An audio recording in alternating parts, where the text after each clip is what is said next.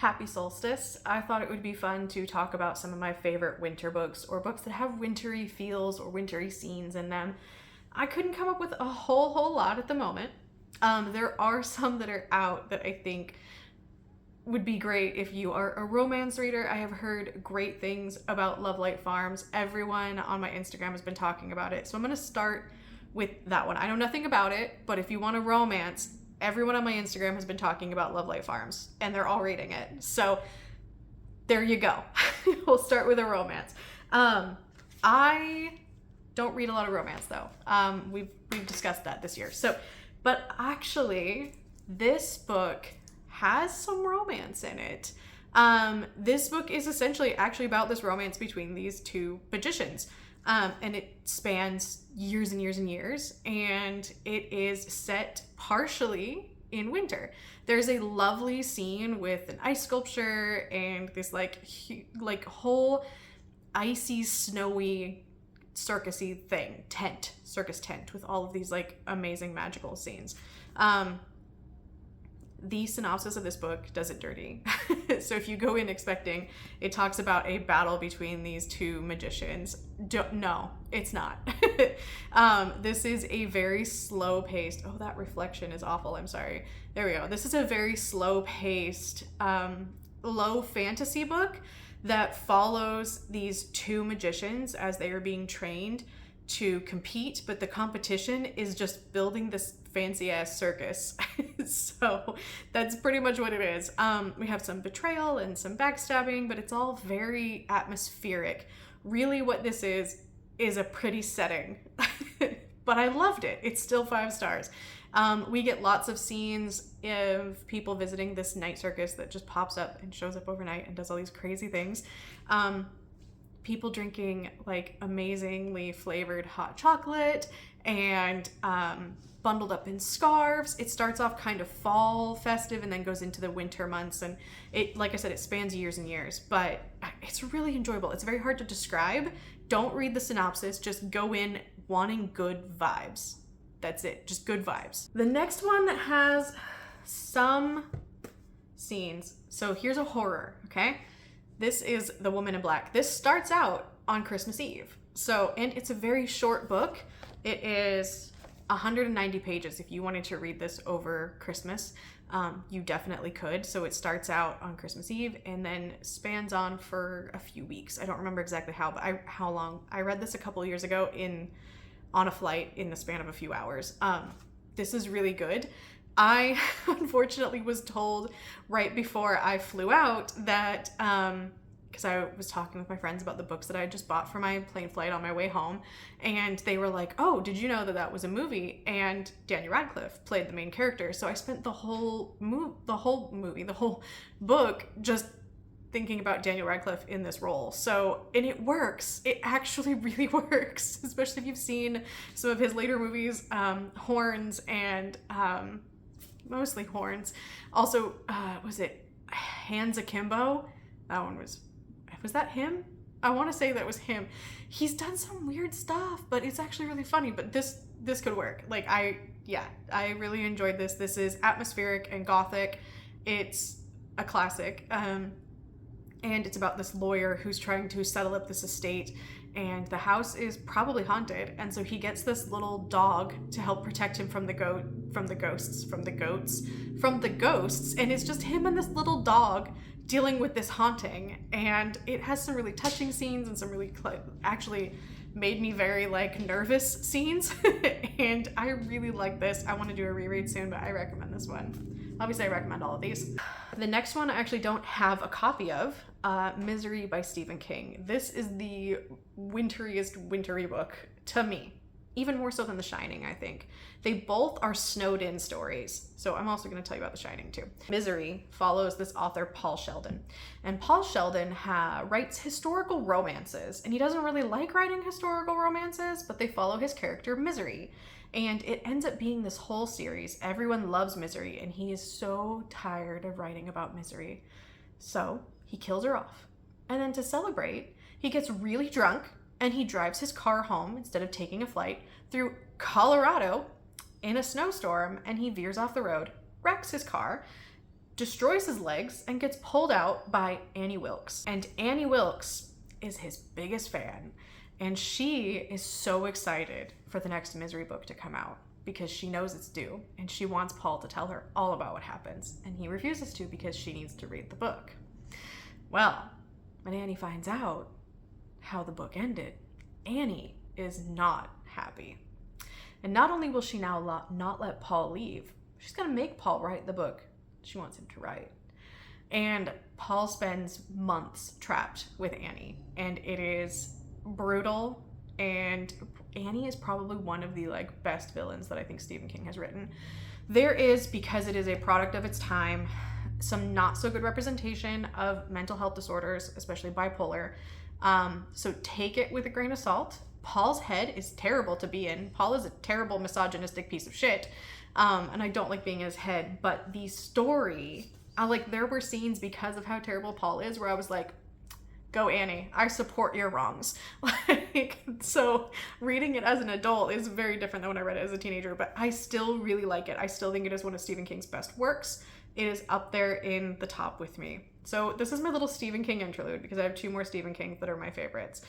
The Shining is not my favorite, but it's a classic Stephen King. You have to acknowledge it. It takes place in the most quintessential winter, right? It's a snowed in Colorado. 2 books in Colorado in a row. Snowed in Colorado winter. Okay, so also a movie. Not my favorite. Really not. I didn't like it. And then I watched the 6-hour sci-fi miniseries. Hated that even more. Because at least the Jack Nicholson one had better acting. So, this follows Jack Torrance. And Jack Torrance is an alcoholic. And Jack Torrance lost his job as a teacher for harming a student while drunk. Jack Torrance has an anger problem. Jack Torrance has a young son who's like 3 or 4 named Danny. Danny is a very intelligent, precocious child who sees more and knows more than he should, which is common with children in abusive households. There was a day when Jack was not very happy, and Jack broke Danny's arm. And this almost destroyed their marriage. But Wendy decided to give Jack another chance because that's how she was raised.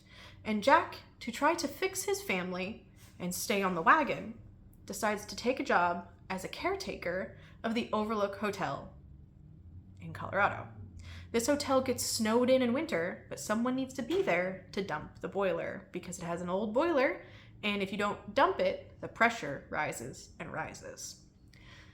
As Jack and Danny and Wendy settle in, weird things start happening, and Danny, who has a special gift called the Shine, starts seeing things that maybe aren't there, and eventually, so does Jack. And these things feed on Jack's anger and feed Jack's anger, and everything kind of spirals out of control. And it's really good. It's good on audio, it's good physically. I read it physically the first time as a teenager, and there were a couple of scenes that made me not be able to sleep. This is when I started having to have 1 book for before I went to bed and 1 book for during the day. So, because I was like, I'm petting the dog because he's whining. I cannot be going to school on 0 sleep. So I had to start reading a different book at night, which is how I ended up picking up the Dark Tower series, but that's a whole other thing. Dreamcatcher is probably my favorite. I know. Tell me everything you want to tell me about how wrong I am and about how bad it is, but I love it. I think the friendship in this is like top, okay?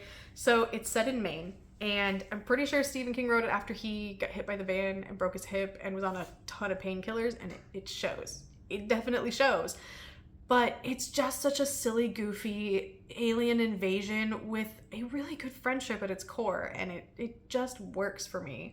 I also think I read it during a very formative time of my life. I was going into high school. It was my second Stephen King, and at this big long book, and I just fell in love with the way that the story was written. So it always will have that place for me. So, it's set in Maine, and it follows 4 friends: Beaver, Henry, Jonesy, and Pete. And these 4 friends do this hunting trip every year, and they've done it every year since they were teenagers. And this year is really important because they're They're older, they haven't seen each other apart from the hunting trip in a while. And Jonesy is recovering from getting hit by a car and breaking his hip. So while they're up there, they go out hunting, as they do, and this man who's lost in the woods comes stumbling up to, I can't remember which two of the men, but two of them, and they bring him back to the cabin because he's confused and he's cold and he doesn't know how long he's been out in the woods, and they're trying to figure out a way to get him back to his like buddies, right? And this man is definitely not feeling well.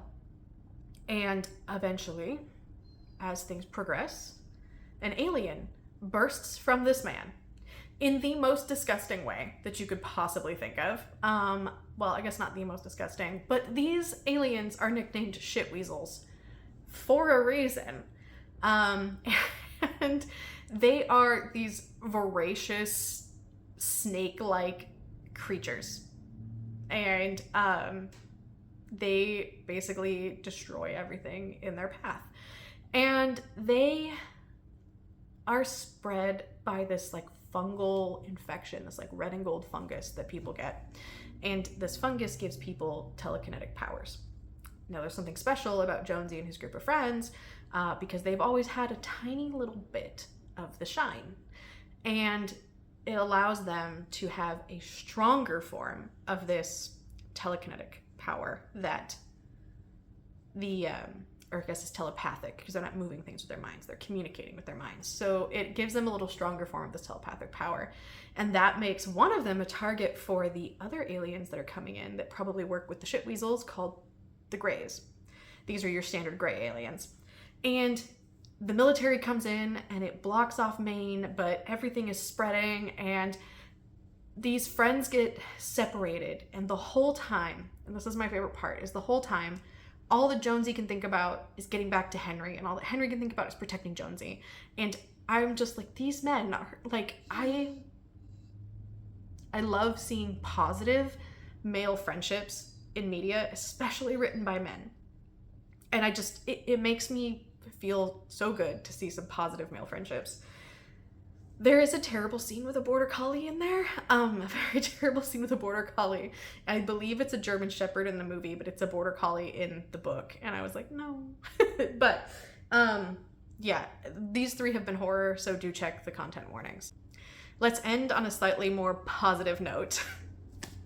Philip Pullman's His Dark Materials. So the first book is mainly the one that is set in the snow. The first one, they go up to the Arctic. And so we get a lot of scenes in the snow. This book, I didn't get to read it until 2015. I didn't really know about it. I knew when the movie came out, but I didn't know it was based on a book series.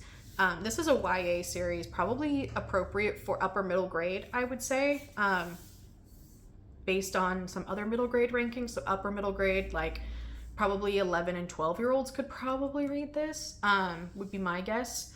I think younger ages could have it read to them, but maybe it would be a little harder for them to read. But I don't think there's anything in there that's like wildly inappropriate for young ages. That's my take. I'm not a parent. I have friends that are parents. So I loved this when I did finally get to read it. And I was like, oh my God, I would have loved this as a kid, but I also don't know if it would have been allowed in my house because this does a critique of religion in here. So I'll tell you a little bit about the first book. We're following Lyra. And she's a young girl who is being raised in Oxford University. And women in this world still can't go to university, but Lyra gets to be raised there because she is a young girl. And she is very precocious. She's very good at spinning little white lies to get herself what she wants. And she has a lot of friends in the city. So one of her friends has gone missing in the beginning of the book, as well as she has stumbled upon a meeting that she shouldn't have stumbled upon and overhears some things that she shouldn't overhear.